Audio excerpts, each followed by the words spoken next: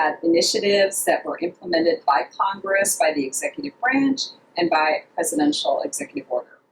He also has a lot of groundbreaking academic research in public policy and administration from Walden University, where his dissertation explored the impact of congressional lobbying on contracting and the performance of democracy. Quick show of hands here. How many are corporate lobbyists? Can you raise your hand? No corporate one corporate lobbyist. One. How many are small boutique firm, a few people lobbying together? Raise your hand. How many association lobbyists? And anybody who's in lobbying for a second career? Raise your hand. Anybody who's fresh out of college? I'm looking at maybe one candidate here. I'm not sure of age, but anybody who came directly into lobbying from college? One. Rita, you did? Well, I worked on the Hill first. So okay. Yep. So that method of entry is a minority for sure. Most people are in it after having spent some time in government. That's the overwhelming majority.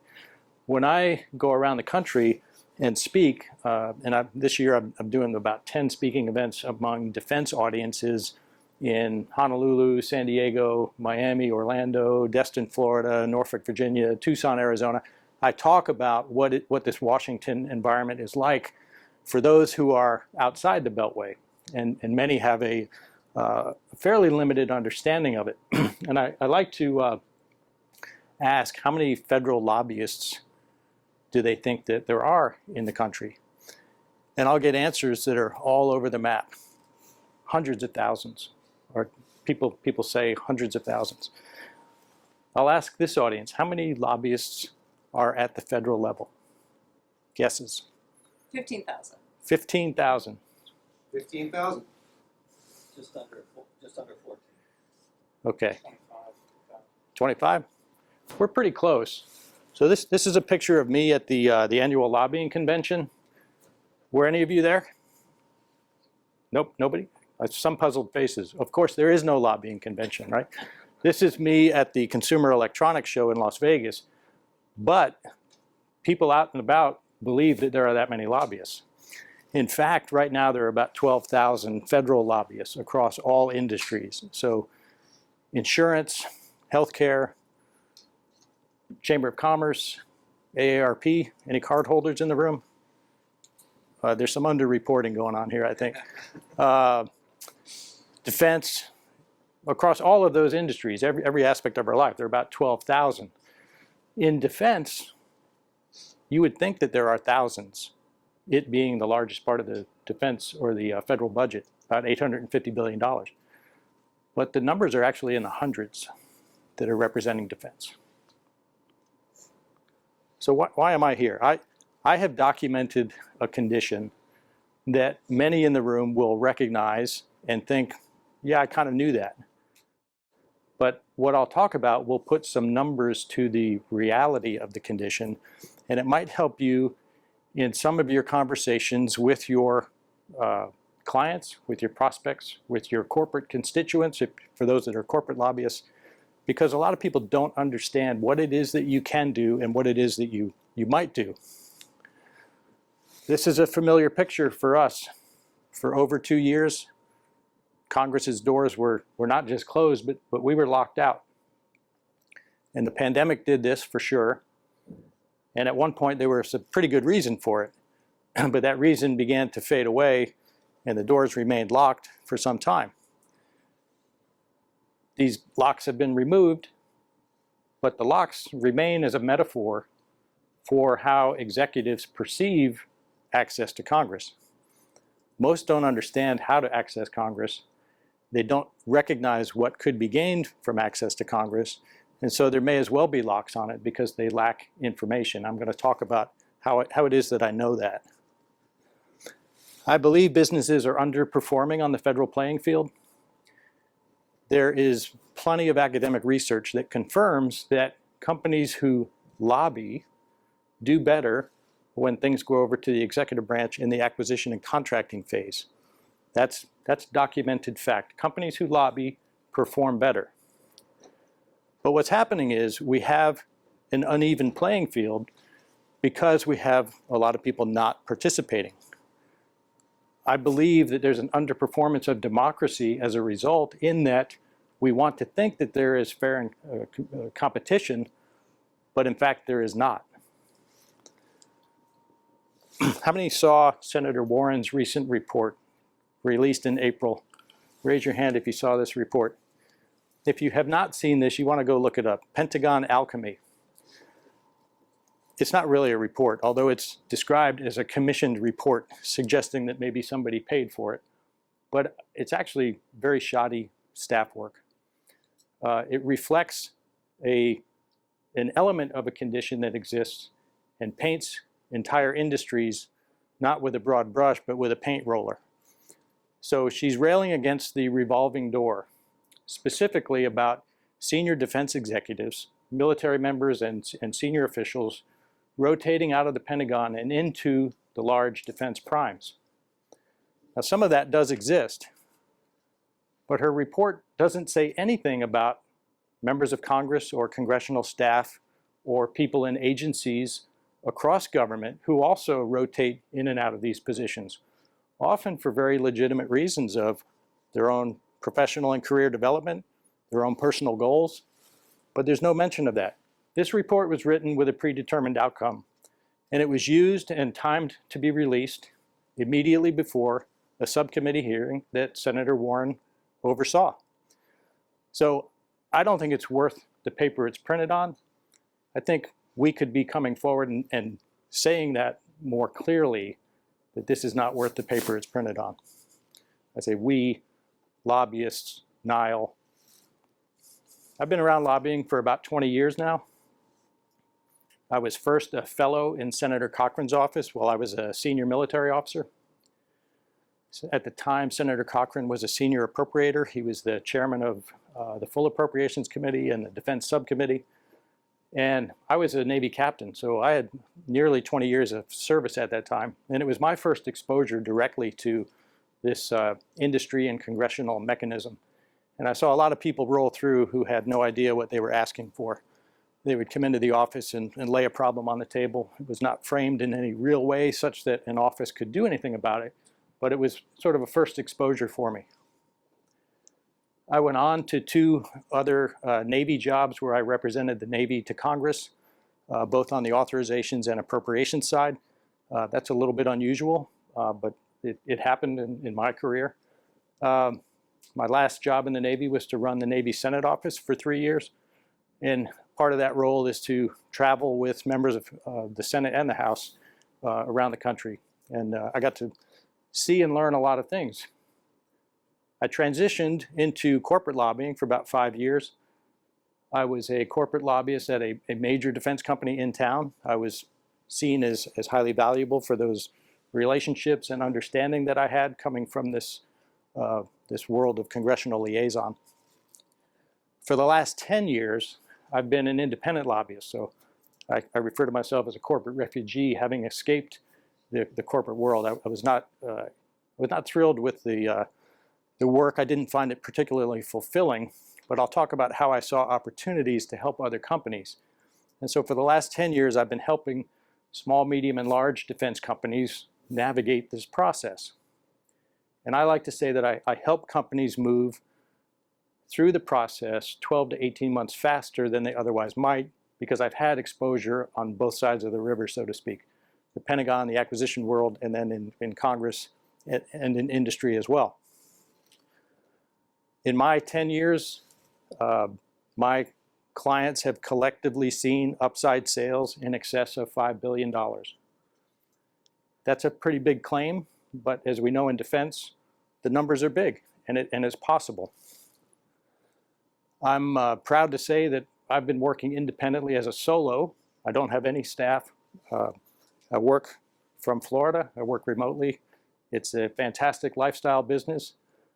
It's a 7-figure practice. I never could have imagined that I'd be able to do that when I was sitting in Senator Cochran's office. How many have heard this story that lobbying began in the Willard Hotel? Raise your hand. It's not true. it has actually been debunked. Okay. Do we recognize this person? We're going to play a little Hunger game here real quick. This won't hurt. We're going to divide the room in just a moment down the center, and then front to back, we're going to have 4 groups. Each group will have a lobbyist. So group 1, group 2, group 3, group 4, okay? I would like you to answer, name the most significant event in the history of lobbying. You have 30 seconds. You're going to name a lobbyist who will announce. You don't even have to leave your seat. You can just do it among yourselves. Ready? 30 seconds, go. Completion. Everybody back? We're up here now. Who is the group 1 lobbyist? I am. Jocelyn. We said Jack Abramoff. Jack Abramoff is the most significant event in the history of lobbying. Okay. Group 2. What did we have? We went with the same thing. Abramoff? Okay. You weren't listening to each other because I know there's enough separation there. Group 3, what did you come up with? No clue. There were no significant events? That's correct. Okay. I'm puzzled by that, but we're gonna do a review here. And group 4. So we went with Sam Ward, the king of the lobby. Back in the 1870s, he was seen as the forefather of our professional career. He really modernized lobbying, and he represented clients a whole, like, a vast spectrum of industries, everything from small business to even the United States, in relationships with countries in South America. And so I would argue that Sam Ward probably was the most impactful person in terms of influencing our profession. So the event would be the collection of his actions in the world of lobbying. Okay. Let's do a little history review here. I said that the Willard Hotel had been debunked.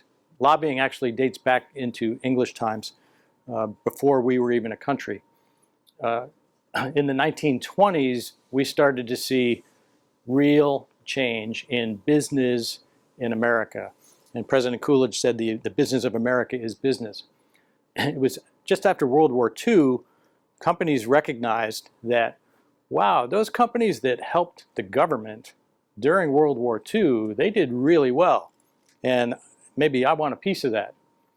In the 1960s, industry began to be organized by associations, and registered lobbyists began to increase in numbers. There were about 1,000 or so in the 1960s.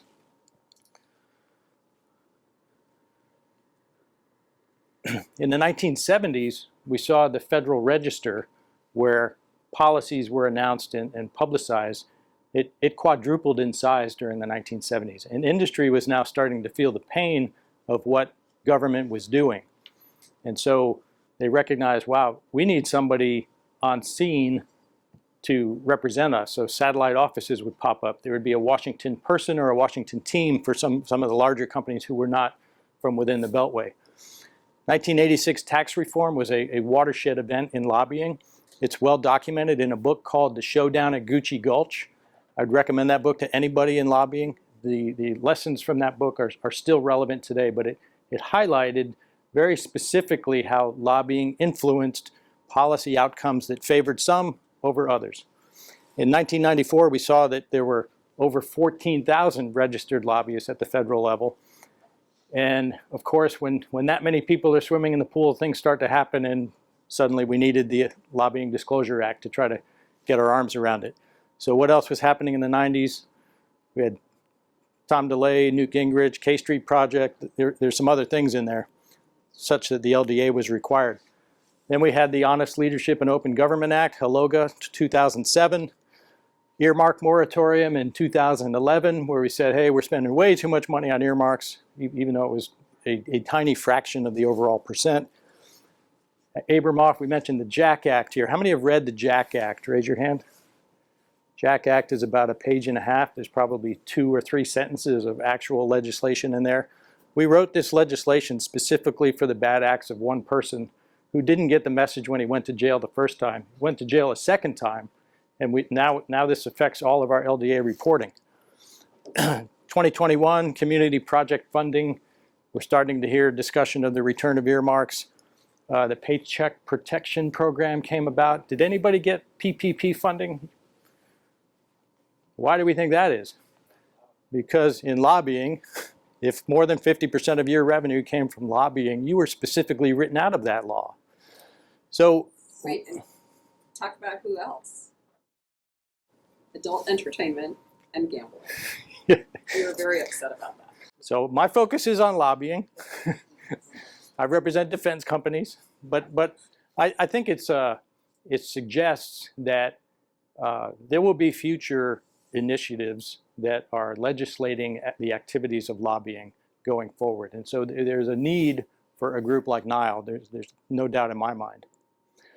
I've codified much of what I'm talking about today and will talk about today in books and articles. Some of them are listed here. The books tend toward defense and lobbying. The book at the bottom center is one that's coming out in November. It's called Government Deals Are Funded, Not Sold. That takes my research and a little of what I'm talking about is a little more about political theory that we're not going to talk about, but it's in that book to sort of describe this condition. This is your prospect, and this is many of your clients. There's a swirl. This is meant to be an ocean eddy. There's so much passing by them on a given day. It's difficult for them to understand what to believe, what to know, how to respond to environmental conditions. Your prospects confuse experience and expertise. I'm going to talk about this a little bit. There's an issue about awareness, what awareness means specific to process and communications. Some have very high levels of awareness, some don't. Outcomes, when we talk about outcomes, I'm talking in lobbying about policy outcomes or funding outcomes primarily. And that's typically what we're trying to influence, policy or funding in one way or the other. Outcomes are related to investment. We're going to talk about what investment means. And then compliance. When you talk to executives about compliance, it leads to a certain sort of conversation. So these are things that we're going to review in a little bit more depth. This is just another way to look at it. Awareness, experience, investment, outcomes, size and type of business. I left off of that first slide on purpose, and I'll get to why. And then compliance. How many have participated in supplier days on Capitol Hill? Can you raise your hand? So for those that don't know, supplier days in the defense industry are when companies come to town at the direction of the prime or the invitation of the prime, depends on the relationship, and they're lobbying in support of a specific program. So it could be submarines, aircraft carriers, F-35. In some cases, it's defense companies coming forward, making sure that Congress knows the host of programs that company supports. When I was a corporate lobbyist, I came to recognize that many of the companies coming to town really didn't have a good understanding of what was happening and why they were here. So I was a corporate lobbyist for a layer of the defense establishment where we had interface with all of the major primes and therefore all of the supply chains. So we participated in all of the supplier days and we brought people in from around the country. You go to the receptions and you try to engage people who are not from around here, and you see pretty quickly that if you go 2 or 3 layers down on understanding of, you name the terminology, authorization, appropriations, markup, it's all Washington. And so I saw opportunity there where there's an unmet need for people who may need help. And that's where I stake my flag in the lobbying world, to help those companies that don't have such a robust Washington presence or may not have any Washington presence.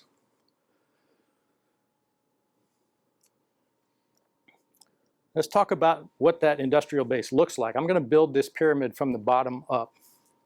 So on one side, we see the numbers of companies, and the percentages reflect where the acquisition dollars go. So at the base, there are about 1 million companies in the defense industrial base. Secretary Esper in 2019 in his report to Congress said that number in the industrial base is around 1 million companies. This year, the Office of Industrial Base Policy is out on public record saying that, hey, during the pandemic, 10,000 companies applied for LLC status, and the potential for the industrial base to grow is enormous. The reality is the industrial base has been contracting since sequestration in 2011, and in the last 10 years, it's contracted by as much as 20%. In 2021, it contracted by 5% alone. So academics would say, hey, that number is closer to 500,000. It's not really a million. The next layer up are the set-aside companies, those that have a socioeconomic status, like service-disabled, veteran-owned, women-owned, hub zone, 8A. In the law, Congress has said companies of that status tend to not have the same access to capital, and therefore we want to have a program that assures that we are feeding that part of the industrial base in hopes that innovation will stem from that. You see a problem here, though, at the top half, where 50% of the acquisition dollars are going to 45 companies, and 30% go to 5 companies. Those are the big primes. This is not a surprise to people in defense. This fact, pointed out in Senator Warren's report, is actually correct. It's one of few facts that are correct and that are not cherry-picked. This is consistent across academic research. These numbers are real, and they're a little bit startling. So how does that compare to lobbying dollars? Well, the lobbying dollars in defense, 75% of the lobbying dollars, as indicated in the percentages, are spent by 15 companies. 75%, 15 companies. So we have one corporate lobbyist with us. In corporate lobbying, there are ways to capture the costs of lobbying. And most companies have a procedure in place to capture who's spending what amount of time on lobbying. They divide square footage up of offices of the GR part of the company, and that all gets rolled into the cost of lobbying.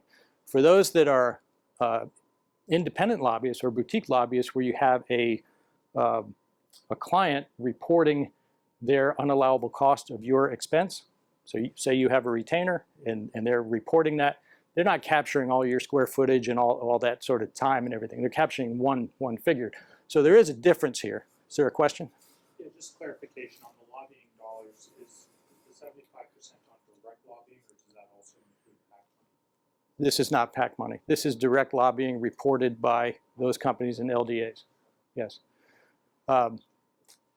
So I should clarify, PAC and campaign finance and those sort of dollars, it's a whole other category of lobbying research. I'm going to talk about direct lobbying in defense, and I'll highlight why that matters. And you're onto something here. But what this means is that those, whether it's 500,000 or 1 million companies at the base, they're only spending 25% of the total lobbying dollars. So what this problem looks like, I think, matters. So we said there were 12,000 lobbyists across all of federal government, and there are fewer than 1,000 across defense. So let's say that these chairs represent the defense industrial base. Can we all stand up in place just for 1 second? You're not going to have to go anywhere. I'm not going to ask you anything. Like a church. Okay? So we're all up. Could everybody but Jocelyn please sit? So Jocelyn now represents 2% of that defense industrial base. So Jocelyn, can you raise your left hand as high as you can?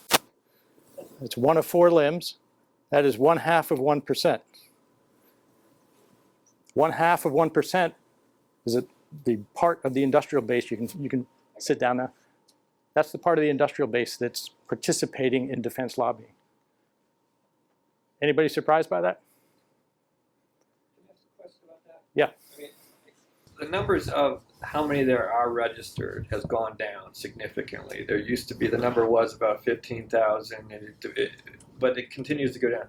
Does this clearly does not take into effect those what we call shadow lobbyists, those who are not unregistered but are doing exactly what we do. So Superb point. Yeah, this does not reflect the shadow lobbying that goes on. So shadow lobbying are those who insist that they don't meet the 20% threshold. of, that it's that much of their work. They're not speaking at the appropriate level. We're going to talk about where BD becomes lobbying in the defense space. But you're on to something there. So I wanted to know better, why does this condition exist? I thought I saw it in just anecdotal evidence of my interaction with the industrial base and with clients. And so I was pursuing a PhD in public policy. And I knew I wanted to study lobbying. I didn't know exactly what part of it I was going to study. So part of a PhD is that you have to generate new knowledge. You're expected to create new knowledge. And that new knowledge can be something a very narrow sliver of something that other people will build on, but the idea is that you're building on this body of academic research. And so I've read everything that there is to read about lobbying in Western democracies since lobbying began. That's another part of a PhD, is you have to do a literature review of everything that's out there so that you can position yourself appropriately against the backdrop of what's been done, what's been learned, what's been found, and how do you build on this. And I came to recognize that there are a couple of different types of lobbying research. There's quantitative research, which often deals with numbers, and that research often relies on what's known as secondary data. So things that are reported in your Lobbying Disclosure Act filings. LDA database is a ripe resource for lobbying research. The FEC database, Federal Elections Commission, we know every federal contribution above $200 is tracked, and you can follow where that money goes. The SEC has a database, the Securities and Exchange Commission. So some research has reverse engineered financial statements to sort of trace them back to actions or outcomes. And with secondary data and quantitative analysis, you can make correlations among things that may not have anything to do with one another. So with varying degrees of confidence, you can say this affects that or this produced that. In qualitative research, you're typically interviewing people or doing case studies, looking at a specific case. And the lobbying research of case studies tended to be about big things like the tanker fight, or the presidential helicopter, or Air Force One. How did the big guys participate in this process? Interviews tended to be with lobbyists who were in Washington, or members of Congress, or congressional staff. Never before had executives been interviewed as a source of data for research. It sounds crazy, but it's true. Never before in lobbying research, I should say. There's a lot of research about acquisition reform, small business, contracting, and the executive branch side of the process, but never had executives been asked about their understanding of Congress. So I came up with a research dissertation with a research question that's at the top here. What are the perspectives of defense executives toward perceived barriers or facilitators of access to Congress? And you have to be very specific in this sort of research about what it is that you're looking at.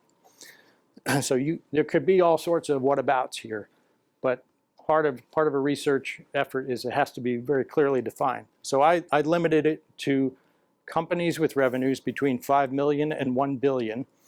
And what I was trying to do was capture enough breadth of companies without having Lockheed Martin be compared to a mom and pop shop in somewhere outside the Beltway. I did semi-structured interviews of defense executives, meaning that there was a 10-question template that allowed for a consistency of questioning across the executives, but the semi-structured part meant that I could do follow-ups based on what somebody said. So another fact I left out about the prior lobbying research was that it's never been conducted by a lobbyist or somebody that truly was inside lobbying. It's conducted by academics or people with, not severe, but with interests in politics and public policy. So we created these interviews. When you collect interviews like this, there are approved ways to code responses. So you can you can read the responses and you'll interpret it one way. One person will interpret it one way. But there's a method called coding that allows you to take multiple responses like this and see, hey, was this person really saying the same thing that these people over here were saying? And could this be the same thing if it were put under a different umbrella? And there's a manual way to do this and a software tool. There are multiple software tools that allow this. It's sort of early stage AI, so to speak, but it allows you to rapidly assimilate data. And a lot of the research that is put in front of you based on interviews uses this sort of accepted practice. And so I was able to develop 6 themes. This list may look familiar. These actually are my findings, in that when I took those responses from executives, these themes emerged very clearly. Awareness is a theme that overwhelmed the data, such that executives with high levels of awareness about how the process works, how to communicate, with whom to communicate, when to communicate, those executives tend to be doing pretty well. Their companies are doing pretty well. And recall, these are executives who had some oversight responsibility for this federal process. A senior person who would have the decision-making authority of whether they're going to lobby or not. High awareness, they're doing pretty well. Low awareness, they may not be doing so well. And they struggle to explain what it is that they're really talking about. Many executives confuse experience with expertise. If you ask a military person about their experience, they will almost always, if they're in defense and they had prior service is what I meant to say, they will almost always include their time on active duty as part of their defense experience, which could be fair. But I served in ships in the Navy. I was 24 years in the Navy, 6 ships. I commanded 2. That was about 15 years of sea time. How much do you think that has to do with defense lobbying and interfacing with Washington? It is a big fat 0. The Washington time may count. I'll just add something though. I think what it provides you is lends itself to expertise, right? So, I mean, somewhat, because I always tell people the reason I want them to work on Capitol Hill as to be a lobbyist is so that they can understand the timing of decisions, how decisions are made. And so I think if you have that expertise on the other side, where you know what the process is and the WTF part of it, that's the part no one can quantify unless you've been there. I think that adds value. But I see your point in terms of how it might not relate to what you're going to do on a day-to-day basis as a lobbyist. yeah, I would give you that point, that and I use it to my advantage to say that I'm able to speak the language of defense. I can communicate with operators. I understand how they make decisions, for example. But that does not translate to expertise with respect to how the acquisition process unfolds between Congress and the executive branch. That's true.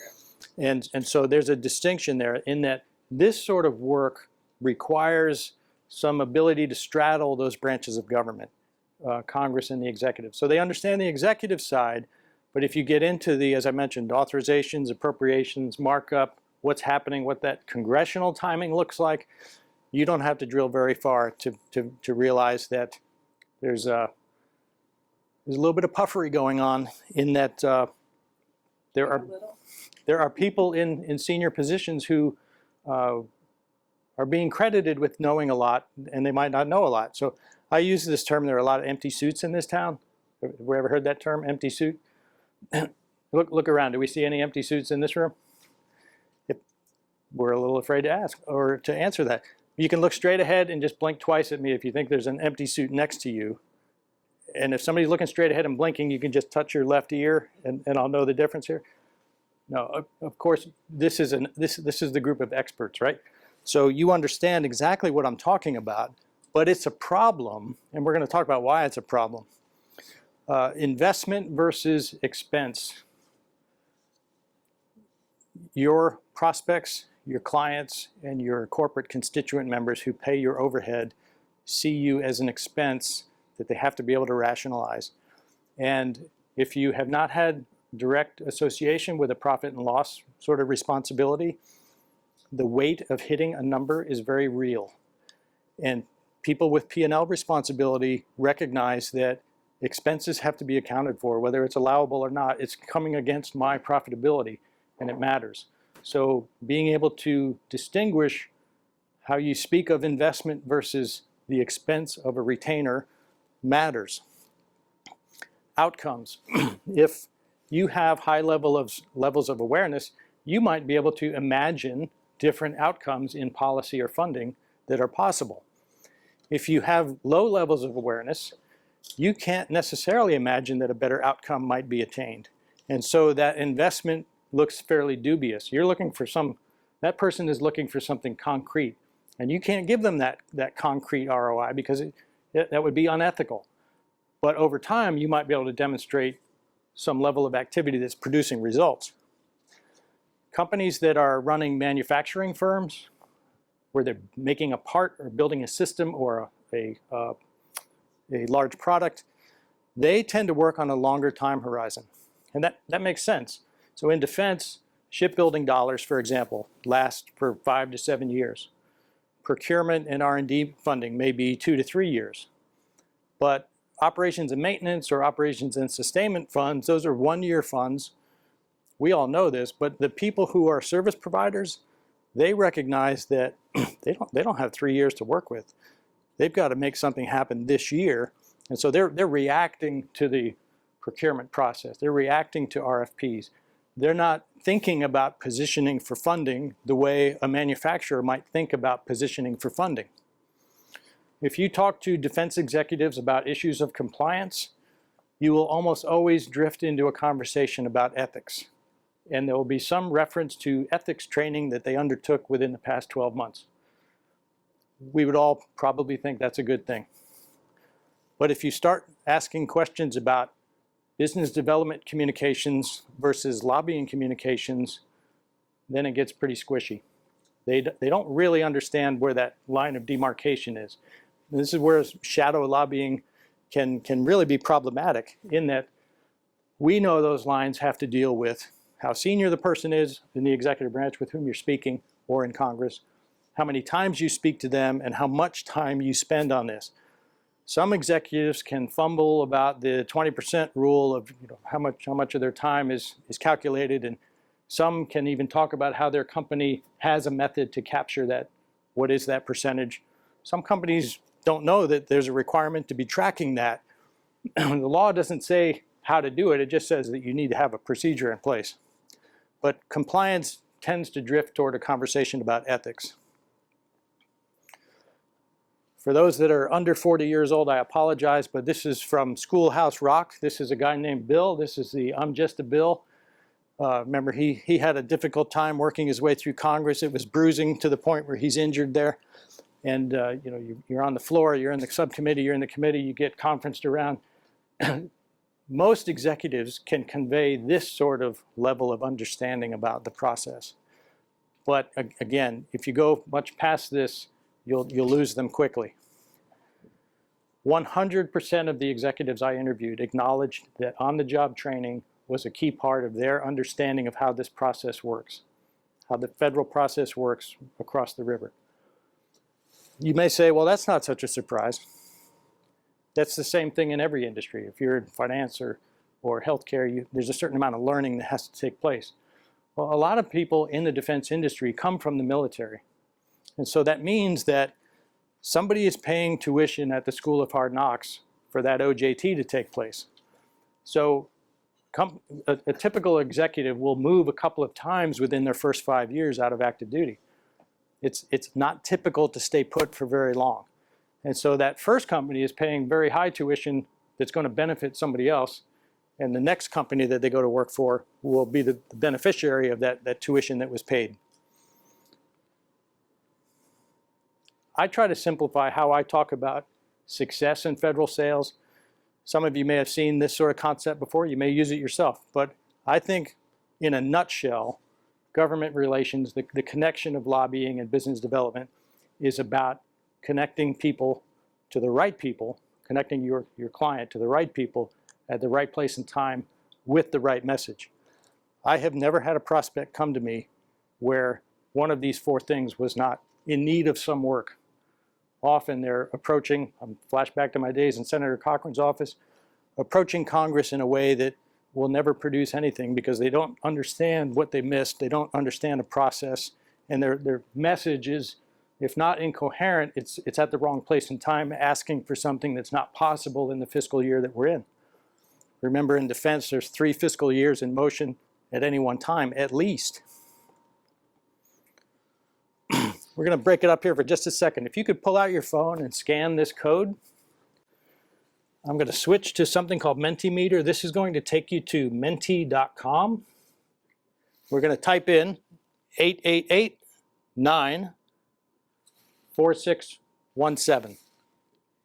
8889-4617. And when you type that in, this question is going to pop up. And we're going to make some anonymous inputs to some answers. So nobody's going to know who did this. This is going to create a word cloud. If you enter 3 entries into what can we do to improve value and understanding among our clients. Go ahead now. Everybody's on menti.com? You have the code in. Now we're going to answer this question.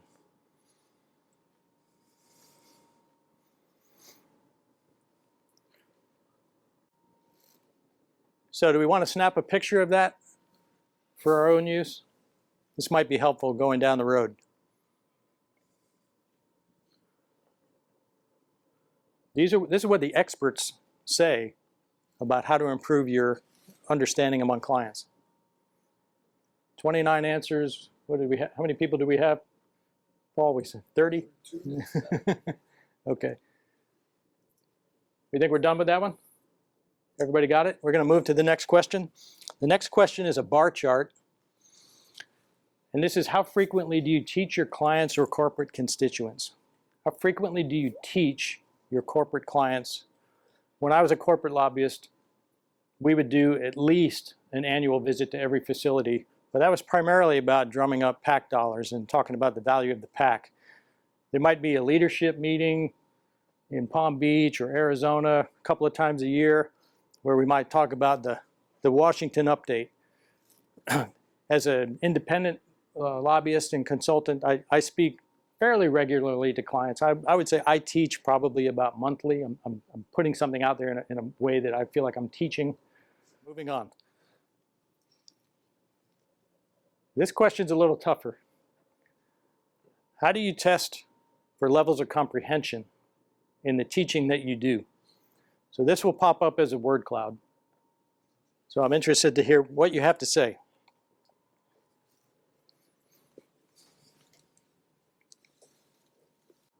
Who would like to comment on their word or somebody else's word?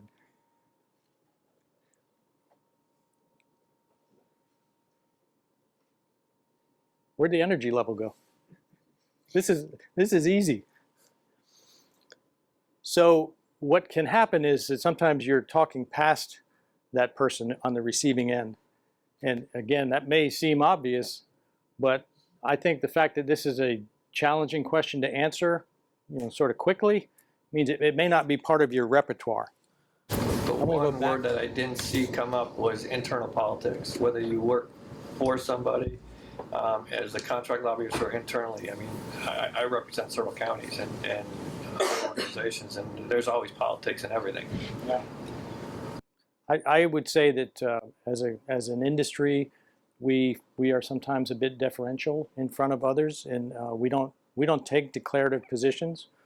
But I position myself as an expert, and I say things declaratively, in part to be provocative, but I have the flexibility and the latitude to do that.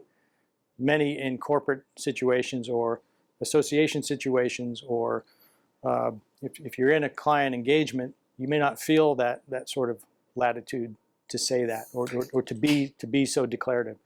But experts don't qualify their words; they declare positions, and so I think we should feel confident in declaring positions and calling out people within our family when they don't. So if we're in a corporate situation and they're not getting it, you need to tell them they're not getting it. This is my opinion. And there's very little risk to that, because it only heightens your standing as the expert. You know, there's no reason to qualify it. Somewhat separate from the actual research, but I see this anecdotally, and I offer these as top misconceptions among the executives with whom I spoke. They definitely believe special relationships are required. I am a process lobbyist, and by that I mean I don't have a specific sugar daddy. I've been in situations where people were relying on a sugar daddy. So who's a sugar daddy? Those people that can pull big levers of Congress to make something happen. So funding or changing a policy, encouraging a vote. I don't have those, and I don't believe I need those. And you are probably a process lobbyist as well, and you may have some relationships. Many of us overstate what those relationships are, and we should just be mindful of that. Because if you look back over 10 or 20 years in Congress, we'll all acknowledge that some stay too long, but many roll on to something else. They fail to get elected or reelected, they do something stupid, they die, or they retire. They do rotate out. And so your process knowledge value is actually much higher than you might think, especially for those who are not from inside this environment. Most defense executives view lobbying. Yes, sir. Give me, would you clarify on this special relationships are required? Are you saying that the clients believe this? Your clients, your prospects, your constituent corporate members, they believe that part of what makes you so valuable is a special relationship that you have in this town, in Congress, House, Senate. That's a belief. It's a perception.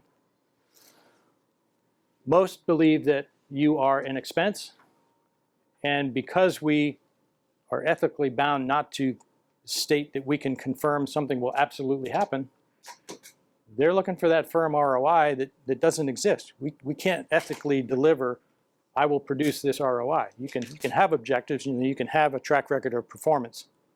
Yes, sir. I would push back a little bit against the special relationships are required. Again, it depends on the definition, but I would argue that, going back to one of your earlier slides, that making sure, one of the key things that you said is making sure that you're communicating with the right person at the right time. The right person could be committee staff.